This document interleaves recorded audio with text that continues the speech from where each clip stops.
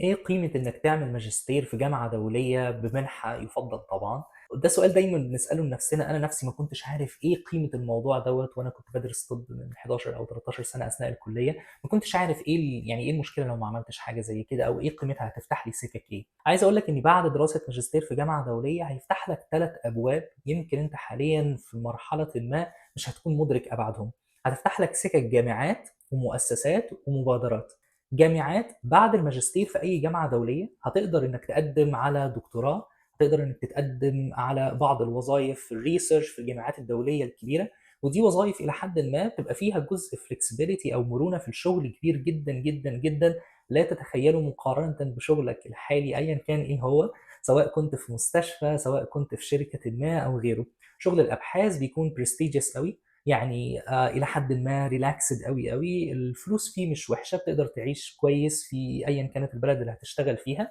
يمكن مش هتبقى أغنى الأغنياء، ولكن تاني هو هيوفّر لك فرص كويسة جدًا، جدًا في مجال الresearch سواء كانت دكتوراه، شغل أثناء الدكتوراه بتاعتك يعني، أو إن أنت ببساطة تشتغل في الresearch في الجامعات الدولية الكبيرة. تاني حاجة هي مؤسسات، المؤسسات الدولية الكبيرة بتهتم جدًا باسم الجامعة اللي أنت واخد منها الماجستير. ده لا يعني إن أي حد اتخرّج من جامعة محلية عنده في دولته ليه فرصة يعني ضعيفة أو حاجة، لأ مش أوي، ولكن لو اتخرّجت من جامعة دولية كبيرة غالبًا فرصك في المؤسسات الدولية لمّا تيجي تقدّم على شغل هتزيد جدًا، جدًا. يعني شخصيًا الحمد لله لمّا مثلًا باقدّم على وظايف في الUN أو حاجة، باقول والله الحمد لله أنا خدت ماجستير من Imperial College دي تاني أفضل جامعة في العالم، أخدت منحة من هارفارد، اشتغلت في كامبريدج، فسامي الجامعات بيعمل زخم. وإن كان زي ما اتكلمت في فيديو قبل كده ممكن يكون المحتوى اللي أنت بتدرسه ممكن يكون يعني almost هو ما بين الجامعات، ولكن اسم الجامعة اللي أنت واخد منها الشهادة بتاعتك أو الماجستير بتاعك هتفرق كتير جدًا، جدًا، جدًا. فبعد ما تخلّص ماجستير في جامعة دولية كبيرة وخاصةً لو بمنحة وليها اسم كويس زي Chevening، Fulbright أو غيره،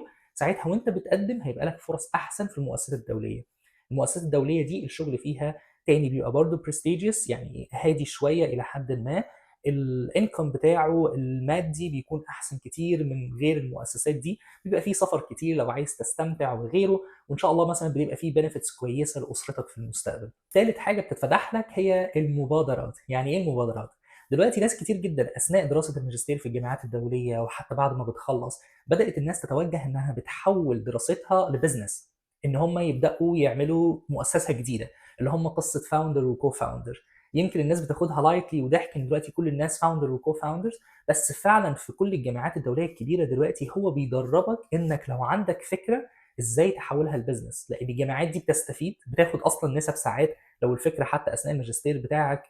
أنت بنيت عليها وغيره، وفي نفس الوقت بتبدأ تاخد الskills والمهارات والnetwork اللي أنت محتاجها علشان تبدأ الbusiness بتاعك أنت أيًا كان إيه المجال بتاعك، يعني حتى لو أنت دكتور، صيدلي، تمريض، بتبدأ في ناس بتبدأ كتير business مثلًا موجود في الhealth care في النظام الصحي، لو مهندسين بيتجهوا أكتر مثلًا للAI والقصص دي، أو حتى لو في الarchitecture وغيره. فبالتالي قصة المبادرات دي إنك تبدأ شركة خاصة بيك بتحتاج برضه دراسة، بتحتاج فهم، ودراسة مش فقط للbusiness ولكن حتى دراسة أكاديمية عن المجال بتاعك، هتلاقيه هيفرق كتير جدًا معاك وهتتفتح لك السكة دي. مهم نقول إن ال3 فرص دول مش بس بيتفتحوا في الدولة اللي أنت بتدرس فيها، ولا فقط في دولتك الأم اللي هي الدولة الأساسية بتاعة جنسيتك الدولة الأم بتاعتك،